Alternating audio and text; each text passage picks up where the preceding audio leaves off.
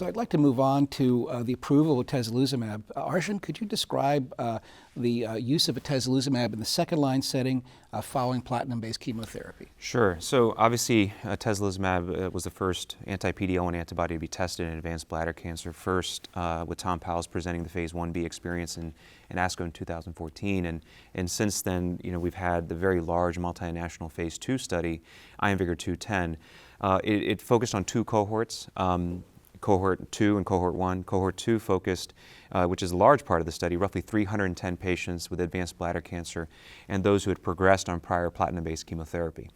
And in those 310 patients, what we observed, patients received 1,200 milligrams of Atezolizumab flat dose every 3 weeks until loss of clinical benefit.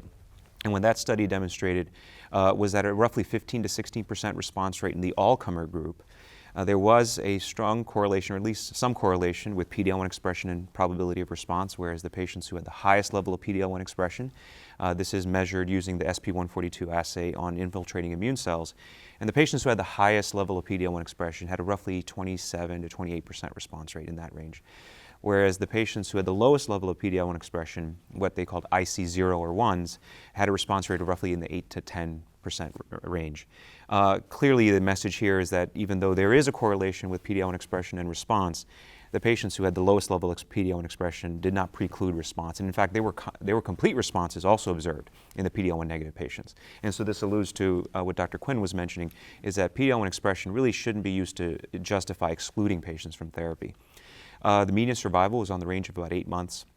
And the responses were durable. I think that's the most important message from this particular trial, because on first glance, a response rate of 15% is not eye-popping by any means. But when we look at and we put that data into the context of what patients previously experienced, which was a uniformly fatal disease, no complete responses, no long-term survival in the second-line setting.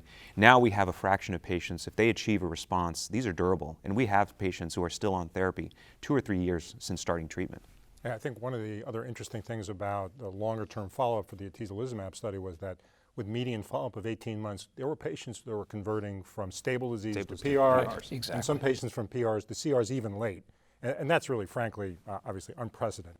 Yeah. Which comes into the fact as to when you should stop treatment. Because you presented some data last year about treating past progression, which is actually a very, very interesting phenomenon. Yeah, I mean, the challenge we all face is, and then David was obviously discussing this in a different context, is cost. We would like to be able to deliver a therapy, moving this up earlier to deliver one therapy and provide subsets of patients with long-term benefit without having to treat them again. And that's aspirational at this point, but we can perhaps foresee it. But even at that point, we have to figure out how much do we need to use. And the fact that we're converting some patients with ongoing therapy does sort of make it a little bit of a challenge to sort of when to say you're doing well and we're going to give you a drug holiday. We had to figure it out in kidney cancer mostly empirically over time, but there was more of a toxicity burden, you could argue, right? This is more of an economic burden and a hassle because of the parental requirements. So a lot of challenges, but we have to figure this out if for no other reason, just not bankrupt the system so we can treat people who need it. Absolutely. Right, exactly. But I think that point of treating past progression is really a good point. And that is that all of these studies require RECIST criteria. We measure, we come down to a certain level, however, in terms of response. And then the criterion for progression is a 20% increase over baseline. And so you can have a small increase in your tumor, and that is radiographic progression, but all of us here are clinicians, and it's not clinically meaningful. And I think that that's where the science may end and our clinical judgment begins. And I think that's really an important issue. I think that several cases illustrate that. Your colleague, Dr. Rosenberg at Sloan Kettering, has shown some slides of a patient who had 1 hepatic metastasis, and then on reevaluation he had 6. And then Jonathan went and treated him because the patient had a good performance status. He had no other treatments to give at that particular point. And then this patient eventually responded.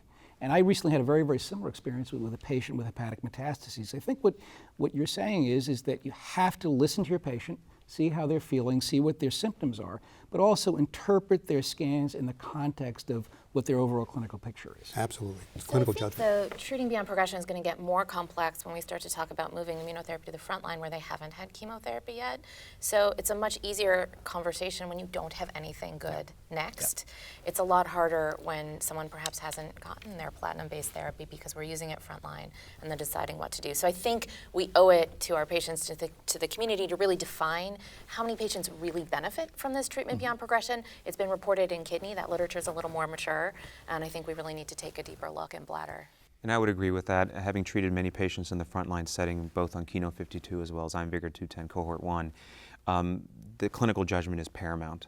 And what that means is that patients who receive several cycles of therapy, if they're not feeling well, if they're progressing clinically, you really have to really put that as your first priority in terms of what you're going to use to make a treatment decision. And that's a patient that you obviously do not want to continue on immunotherapy because they probably need chemotherapy. And it's also important to note that this rate of pseudoprogression is basically what we're talking about, where patients are feeling exceptionally well, blood work looks great, but their scans look worse. That's actually a fairly uncommon event. It is. And in my That's experience, rare. it's Yeah. probably, it's more likely that what's happening is true progression rather than pseudoprogression. Yeah, but one of the challenges that Betsy brings up that's in the frontline setting is for the asymptomatic patient. Because as we start to treat more of those who then have sort of no change in their symptom complex and not having problems with therapy, then judging the time of progression and making the switch is really going to get to be more challenging.